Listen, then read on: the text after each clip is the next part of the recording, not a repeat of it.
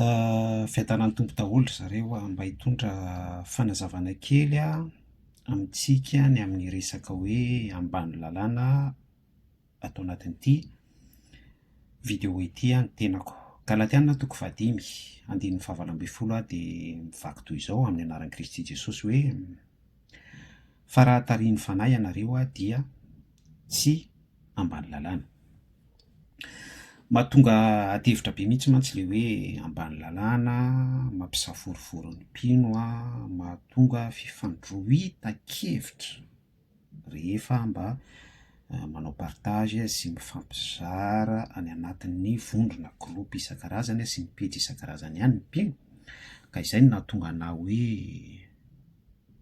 azavaiko ity resaka hoe ambany lalàna sy tarihin'ny fanahy ity androany. Inona moa ity hoe ambany lalàna ity?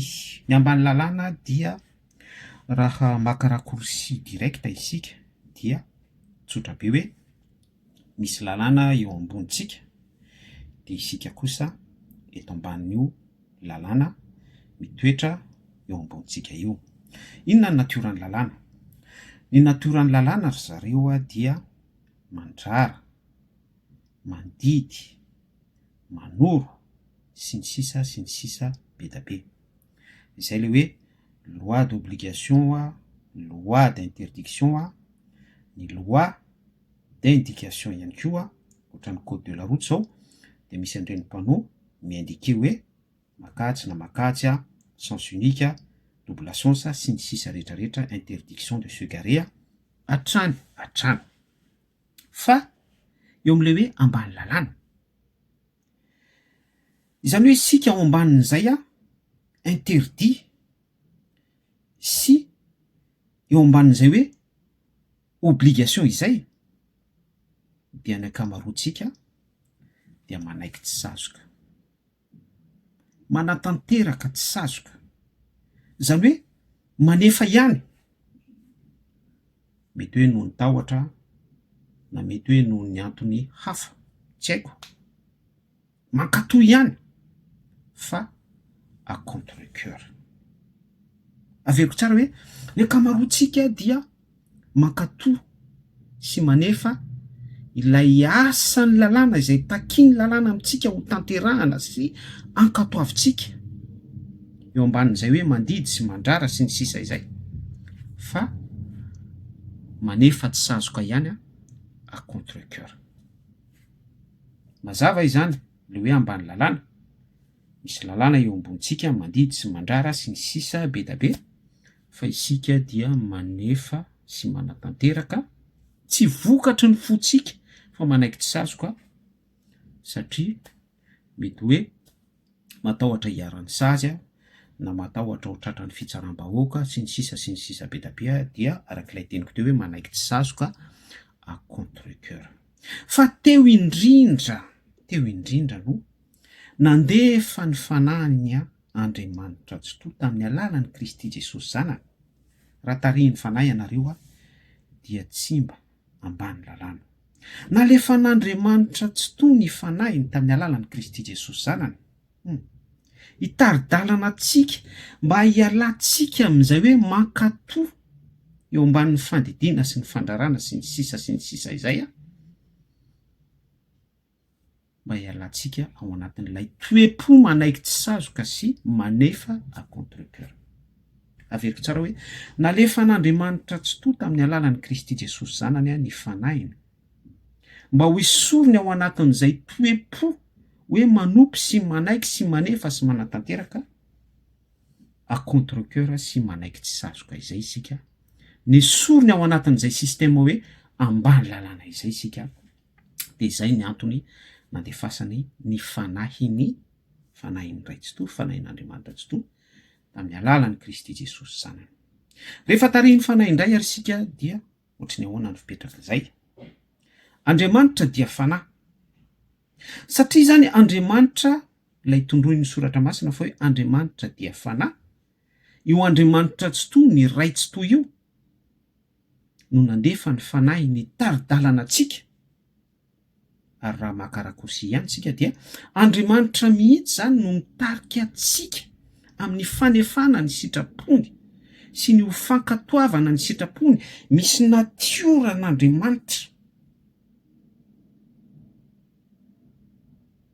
tanteraka sy mahavita izay zavatra takiany lalàna ivelan'ilay hoe manaiky tsy sazoka sy manefa à contre-cœur amin'ny alalan'ny fitarihan'ny fanahin'Andriamanitra tanteraka eo amin'ny fiainan'ny mpino anankiray tafiditra ao anatin'izay tuyau hoe tarihin'ny fanan'Andriamanitra izay.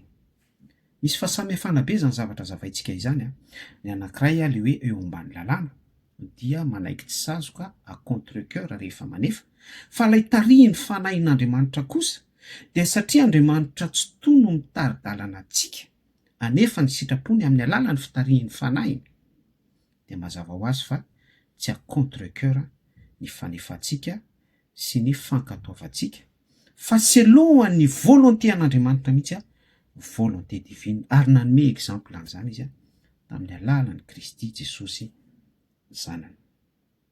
Dia inona ny vokatra aterak'izay indray le hoe tarihin'ny fanahy?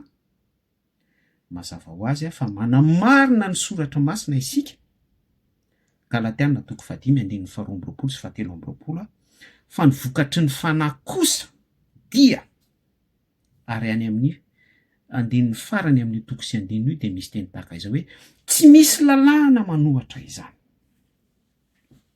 Izany hoe rehefa tarihin'ny fanan'Andriamanitra isika anatanteraka ny volonté divine ny sitrapon'Andriamanitra dia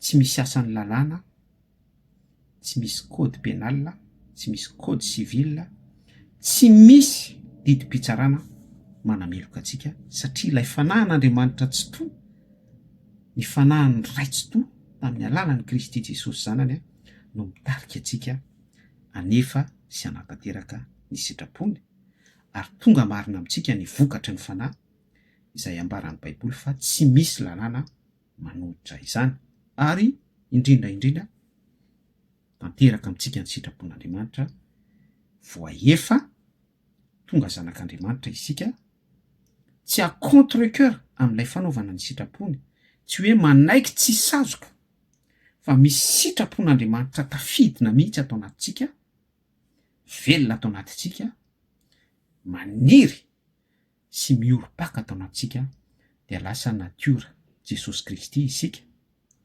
Ny ihany kosa Jesosy Kristy dia ny manao ny sitrapony indray tsy misy lalàna manohatra izany. Zavatra mampalahelo fotsiny amin'izao vanim-potoana vaninandro farana izao dia ny ankamaroan'ny olona sy ny mpino mampalahelo fa sady tsy manaiky tarihin'ny fanahy no tsy eo ambany lalàna. Averiko tsara hoe mampalahelo fa ny ankamaroan'ny mpino sy izao taranaka izao dia sady tsy tarihin'ny fanahy izy tsy eo ambany lalàna. Tena hoe very tanteraka mihitsy à côté de la plaque. Zay ny azoko nozaraina tamintsika androany fa mino fa ahafahanao misaintsaina indray ny position misy anao ny zavatra nozaraintsika fohy tato anatin'ity horonan-tsary ity ka ahafahanao mibebaka sy manolo tena amin'i Jesosy Kristy izay tarihin'ny fanahy dia tsy mba eo ambany lalàna. Rasoantsika rehetra tianao Jesosy.